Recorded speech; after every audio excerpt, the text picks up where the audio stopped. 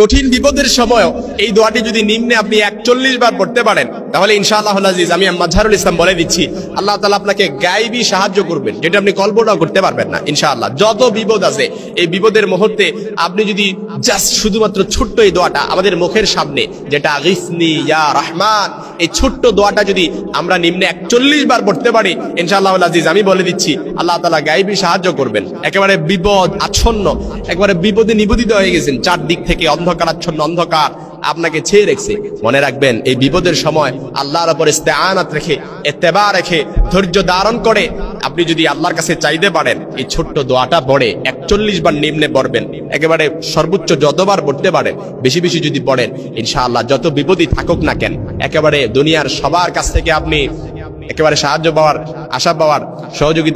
সহযোগিতা পাওয়ার আশা ছেড়ে দিয়েছেন, কিন্তু আল্লাহর কাছে পাওয়ার আশা আপনি ছাড়েন নাই। আল্লাহর উপরে ইত্তেবা রেখে, তাওয়াক্কুল রেখে আপনি যদি কন্টিনিউ নিম্নে 41 বার পড়তে পারেন ইনশাআল্লাহুল আজিজ আমি বলে দিচ্ছি আল্লাহ তাআলা গায়বী সাহায্য করবেন। বিশেষ করে আমার জীবনে এরকম বহু ঘটনা আছে যে আমি আল্লাহ তাআলার কাছে দোয়া করার সময় আমার মনের ভেতরে কেন জানি আমি যখন কোনো দোয়া করি, আমি আল্লাহ তাআলার কাছে দোয়া করার সময় এটা মাথার মধ্যে চিন্তা রেখে দোয়া করি ইনশাআল্লাহুল আজিজ আমার দোয়াটা আল্লাহ তাআলা অবশ্যই কবুল করবেন। কেন জানি আমার মনে হয় আমি যখন দোয়া করি আমার কাছে মনে হয় যে আল্লাহ তাআলা আমার দোয়াটা, আমি যখন দোয়াটা যেই জন্য করছি অবশ্যই আল্লাহ তাআলা আমার দোয়াটা অলরেডি কবুল করে দিয়েছেন। আমার কাছে এটা অলরেডি মনে হয়। এজন্য কেউ যখন দোয়া করে তার ভেতরে যদি থাকে যে আল্লাহ তাআলা অবশ্যই আমার দোয়াটা কবুল করবে, স্বয়ং নবীজি সাল্লাল্লাহু আলাইহি সাল্লাম বলেছেন দোয়া কবুল হওয়ার প্রাথমিক আলামত এবং শর্তই হচ্ছে বান্দা যখন দোয়া করে তার মনের ভেতর এই ইত্তেবা রাখবে, এই তাওয়াক্কুল রাখবে যে আমার দোয়াটা অবশ্যই আল্লাহ তাআলা কবুল করবে।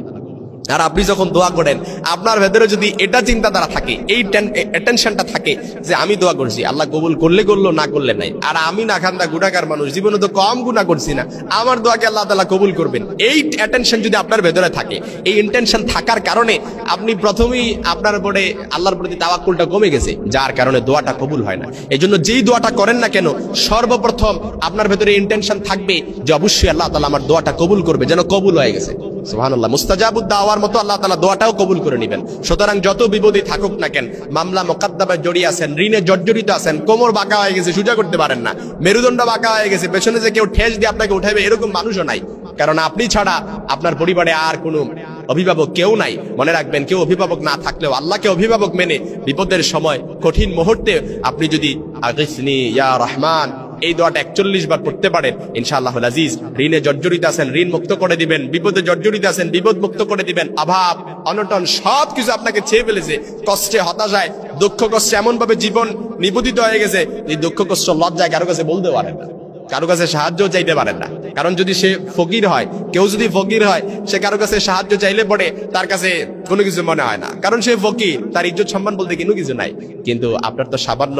ইজ্জত সম্মান আছে, আত্মসম্মান বোধের কারণে এই দুঃখ কষ্টে জীবন নিবেদিত হচ্ছে, দুঃখ কষ্টে জীবন পার করতেছেন, কিন্তু লোক লজ্জার ভয়ে কারো কাছে বলতে পারেন না। মনে রাখবেন কারো কাছে বলা লাগবে না। আপনি যদি নিম্নে 41 বার দোয়া কবুলের সময়গুলোতে, বিশেষ করে জোহরের আগ মুহূর্তে, মাগরিবের আগ মুহূর্তে, আযান এবং ইকামতের মধ্যবর্তী সময়ে, বিশেষ করে তাহাজ্জুদের সময়, শেষ রাতে আপনি যদি আল্লাহর কাছে 41 বার এই দোয়াটি পড়তে পারেন, আগিসনি ইয়া রহমান, আগিসনি ইয়া রহমান, এই দোয়াটা পড়তে পারেন ইনশাআল্লাহ আমি মাজহারুল ইসলাম কনফিডেন্স এবং আত্মবিশ্বাসের সাথে বলতে পারি আল্লাহর হাবিব সাল্লাল্লাহু আলাইহি সাল্লামের কথাও কখনো মিস হতে পারে না। নবীজি সাল্লাল্লাহু আলাইহি সাল্লাম বলেছেন বান্দা যখন দোয়া কবুলের সময়গুলোতে আল্লাহকে এমন ভাবে ডাকে যে ডাকগুলো শুনলে পড়ে আল্লাহ তাআলা বান্দাকেও ফিরিয়ে দিতে লজ্জা পান। সুতরাং আপনি যখন দোয়া কবুলের সময়গুলোতে এই একেবারে ভ্যালুয়েবল দোয়াগুলো, গুরুত্বপূর্ণ দোয়াগুলো পড়ে পড়ে শব্দগুলো উচ্চারণ করে করে আল্লাহর কাছে দোয়া করতে পারবেন ইনশাআল্লাহুল আজিজ আল্লাহ তাআলা আপনার দোয়াটা কখনো ফিরিয়ে দিবেন না, সাথে সাথে কবুল করে দিবেন।